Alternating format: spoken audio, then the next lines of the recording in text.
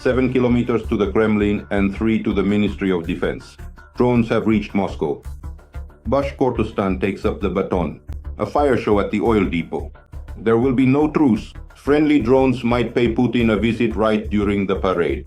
For many years, they have not been able to allow the presence of weaponry at the parade, and Ukrainian drones could also show up at this parade.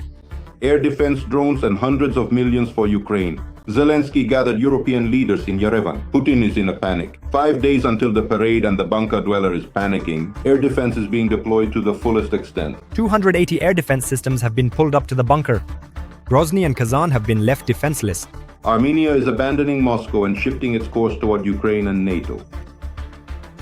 Poland scoffed at the Kremlin's proposal and supported Ukraine. Moscow talked about a one-day truce only so that the parade could take place in Moscow. It's absurd.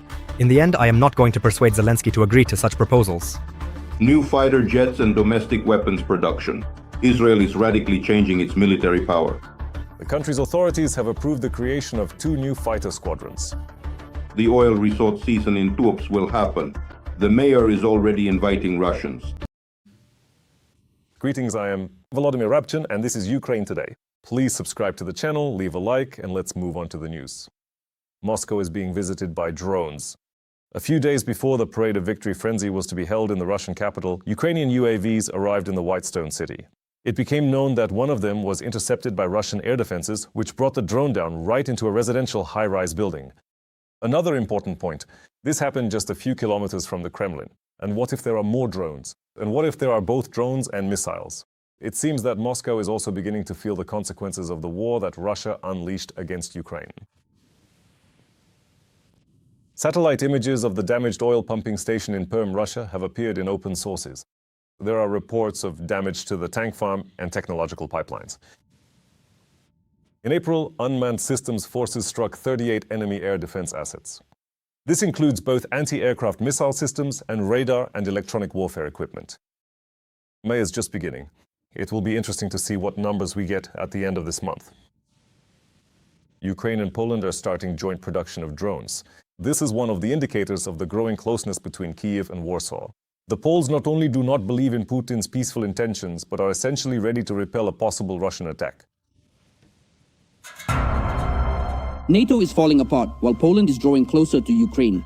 After a brief cooling, Kyiv and Warsaw have begun to strengthen their military cooperation. The greatest threat to the transatlantic community is not its external enemies, but the ongoing destruction of our alliance. We all must do whatever is necessary to reverse this catastrophic trend. Reverse it. Poland, once the closest European ally of the United States, is taking a sober view of Donald Trump's statements and actions. As the North Atlantic Alliance falls apart from within, bilateral cooperation and alliances are coming to the forefront. There is absolutely no doubt that in such turbulent and uncertain times, when the global geopolitical landscape and structure is being shaken to its core, bilateral agreements become much more of a priority. Agreements based not so much on ideological platforms, which are themselves crumbling and disintegrating, but rather on purely practical and pragmatic considerations. Without being a NATO member, Ukraine has become a world leader in the production of military drones and various types of unmanned aerial vehicles. The Polish plan to create a drone army will be implemented with the support of technical developments and expertise in the field of drones from our Ukrainian friends. Poland must have an armada of unmanned aerial vehicles so that we can not only help Ukraine today, but also confidently assure the Polish people that we are safe. Warsaw, more than ever before, is interested in Ukrainian developments, technologies, and the experience of military personnel and engineers. Thanks to which Kyiv has been resisting the Russian military machine for 5 years now, and has also managed to shock NATO military personnel during joint exercises. At that time, 10 UAV operators were able to conditionally eliminate up to 2 battalions of enemy personnel and disable up to 50 units of armored vehicles of the simulated enemy, which in turn became a cold shower for the leadership of the North Atlantic Alliance.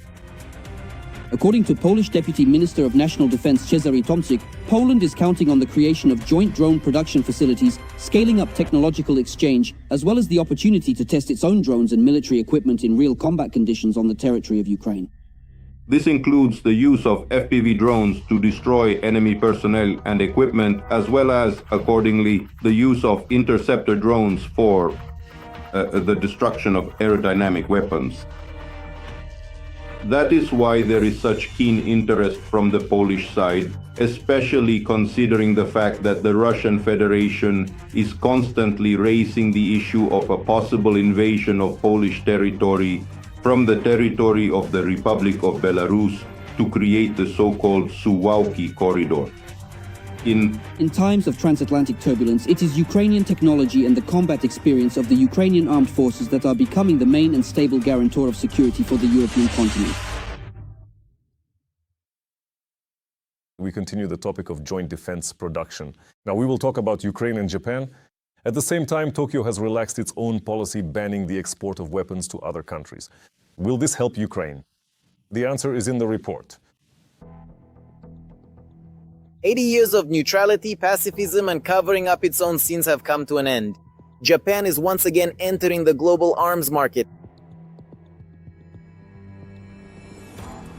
Despite what seems like an overly long absence from the race for the most powerful and precise weapons, the country has not lost its potential and can compete with the world's leading states. In Japan, they have a great deal of manufacturing experience. The only thing left for us is to scale up and figure out where to produce it. At the same time, it is Ukraine that Japan is almost most interested in today. After all, Kyiv is the birthplace of the most effective and modern drones, which the land of the rising sun is betting on as the main focus in modernizing its own army.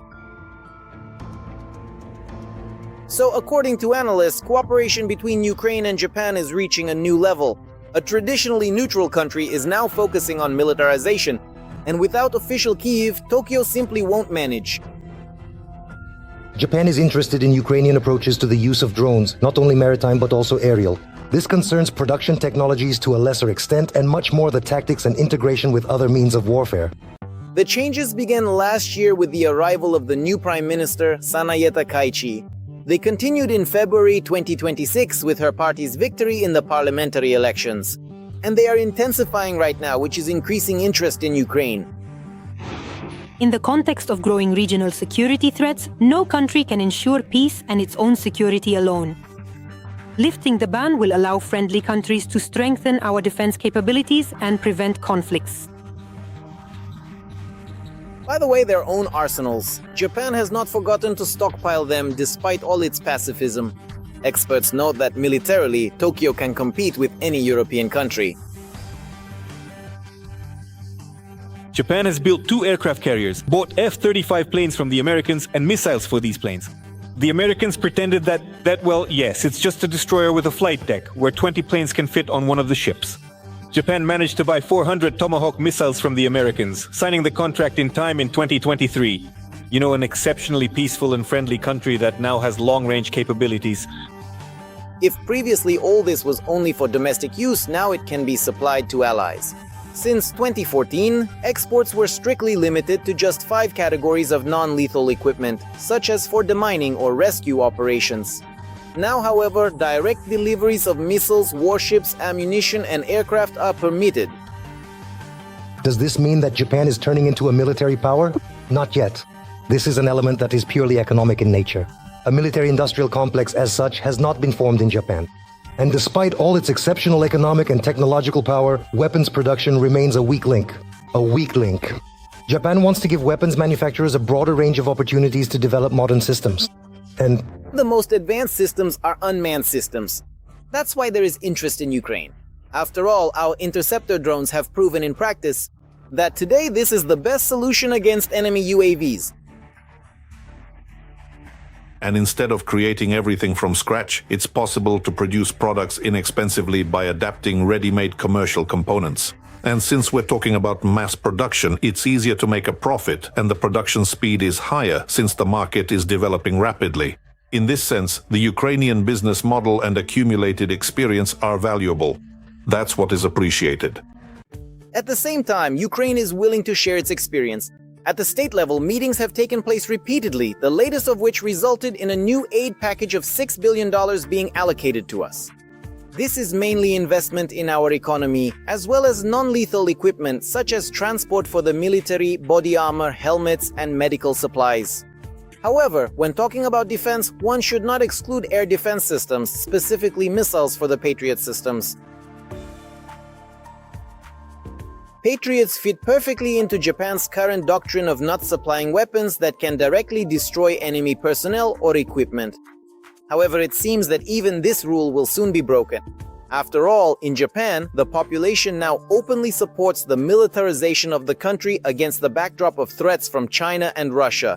And it seems there is now an understanding that the status of being eternally neutral is not a salvation. China is seriously concerned about this decision. In the past, Japanese militarism led to aggressive expansion and grave crimes against China and its neighbors in Asia. At the same time, the first attempts to provide international support to Ukraine, specifically with weapons, have already been made. In the near future, Tokyo is preparing to announce its participation in the Pural Initiative for the procurement of weapons for Kyiv. Experts also do not rule out the direct transfer of weapons stockpiled in warehouses. For example, M270 MLR systems, Italian self-propelled FH-70 howitzers, and the Type 87 anti-aircraft system, which suspiciously resembles the German Gepard. In addition, the Japanese have their own original school of tank building, and tanks remain relevant in modern warfare. We already have a ready-made model for producing drones, both maritime and ground-based, as well as reconnaissance and interceptor UAVs, which opens up many opportunities for mutually beneficial cooperation. Japan has a vast amount of historical expertise in manufacturing.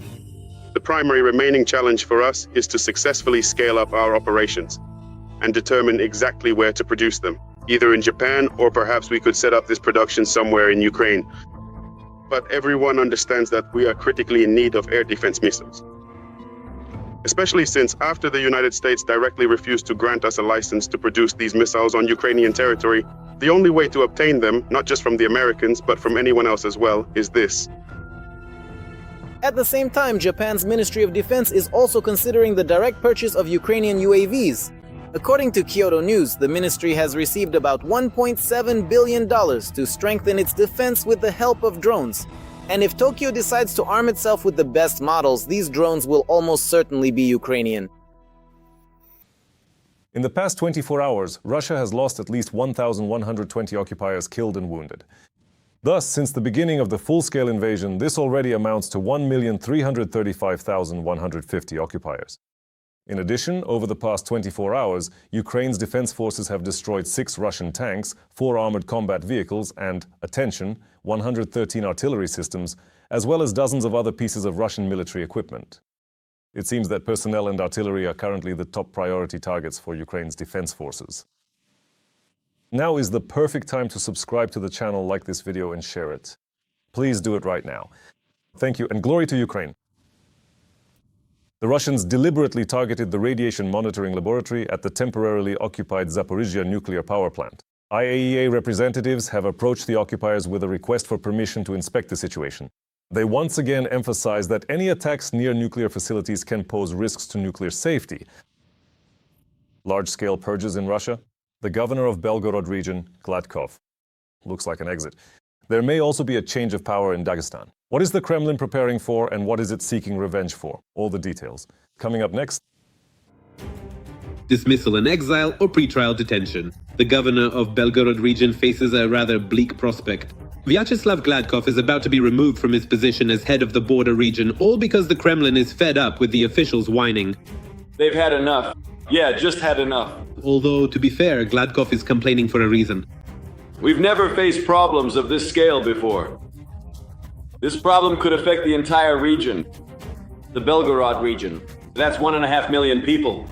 Officially, the Kremlin hasn't announced any plans to replace the head of the Belgorod region yet, but their own media have said it all for them. The day before, Vedomosti wrote that Gladkov might become ambassador to Abkhazia, which is occupied by Russia. But that's actually a pretty good outcome for an official who has now fallen out of favor. Never mind the hysteria over the attacks, but forgiving Gladkov for calling for people to be put on trial is another matter. Roskomnadzor criticism of the national messenger Max and statements that Russian military are dangerous for the residents of Belgorod, these things can't just be overlooked. And the most serious crime for a regional official, he did not hide his position from the public. And in principle, even in the media, his words like these would slip through, including regarding the blocking of Telegram, for example, when he said, "You are having fun there in Moscow while we are dying here." And here is what Gladkov actually said about the blocking of Telegram. I'm worried that slowing down the Telegram channel could have an impact on delivering operational information to you in case the situation worsens. That's why the Kremlin security forces are insisting on pre-trial detention. Fabricating a case is not a problem. He was unable to organize the defense of Belgorod and had to start evacuating people from the regional center. There are also a lot of questions about the defensive lines in the border regions. A lot of funds were allocated for construction.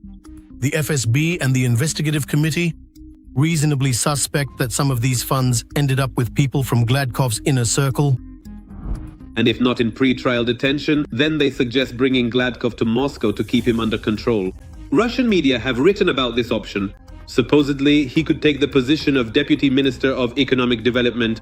In general, the Kremlin is still deciding what would be best. These so-called security officials, of course, would like to grind Gladkov into dust, throw him in prison to set an example for others, not to dare, to come here and object to wars or to any other lawless actions. Roughly speaking, Kirienko's position is to quietly send him off as ambassador to Abkhazia. After all, that's still quite a high-ranking position, at least formally. And you can't just come and arrest him. For that, you practically need a personal decision from Putin himself, because he personally appoints ambassadors. Well, while Gladkov's dismissal is still being prepared, the head of Dagestan, Sergei Melikov, has already said goodbye to his position. The current one.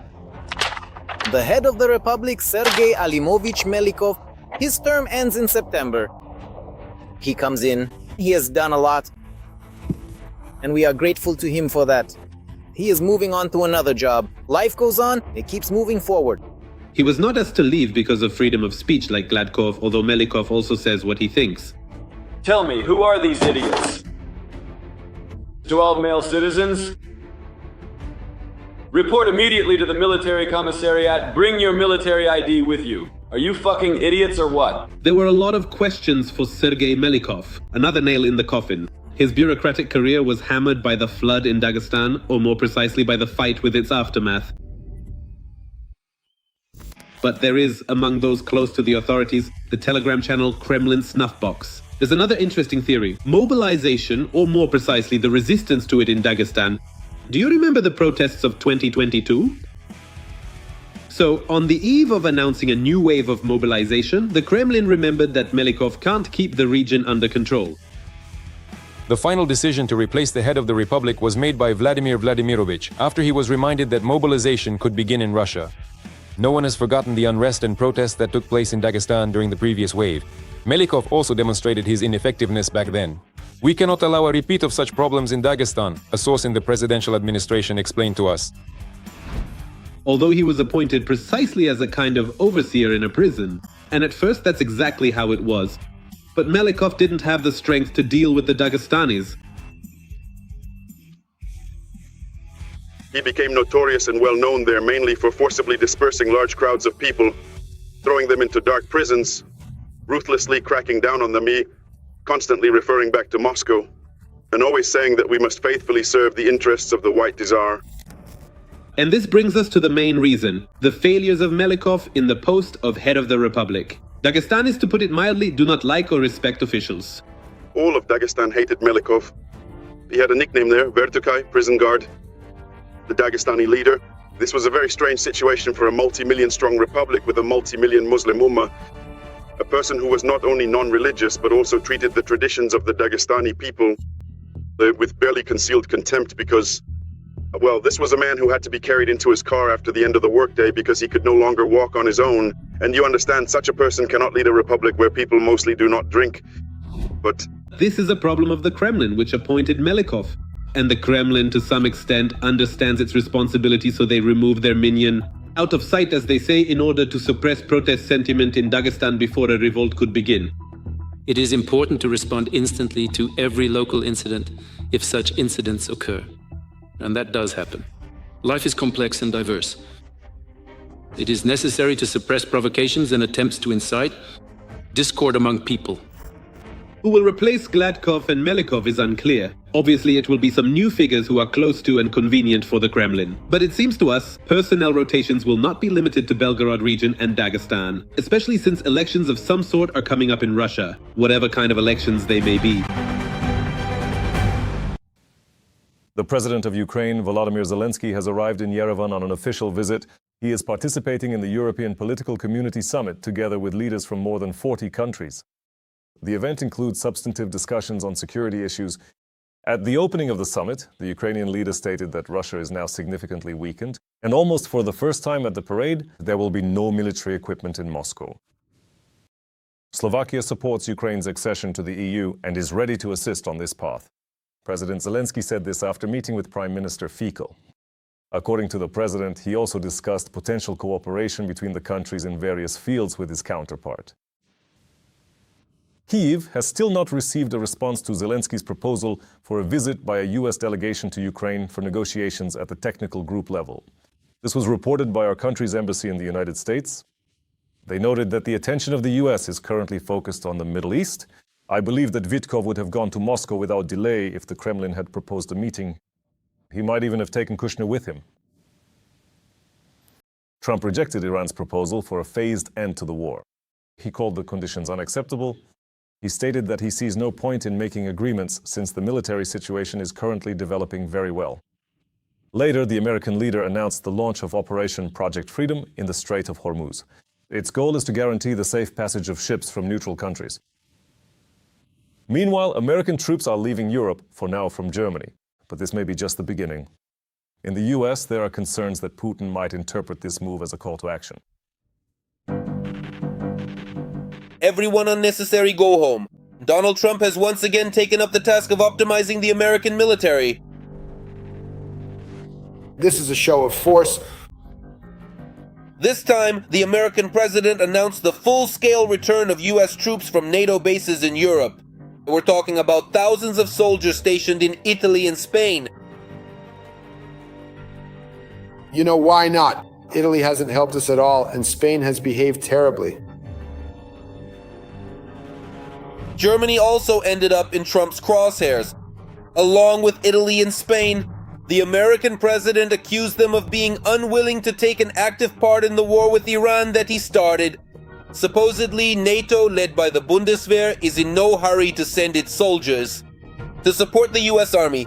In retaliation, the White House will then shut down its own bases on European territory. We're talking about more than 5,000 servicemen.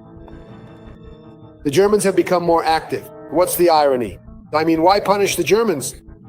They are actually trying to lift restrictions on military spending. They have increased their own forces.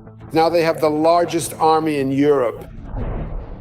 It should be noted that at the moment there are about 36,000 American military personnel in Germany alone, and almost 11,500 of them are civilian employees. So it's still unclear exactly whom Trump is bringing back to the US, military personnel, civilians, or both. Apparently, he is dissatisfied with the German Chancellor's comment, but it seems the Pentagon has been considering this issue for over a year. That is, they regularly assess where American troops are deployed around the world, and they've been doing this for a year already. Perhaps they have concluded that now is the right time to consider withdrawing these 5,000 military personnel from Germany. At the Pentagon, Trump's decision is being described as nothing other than a punishment for Germany's statement about the war in Iran.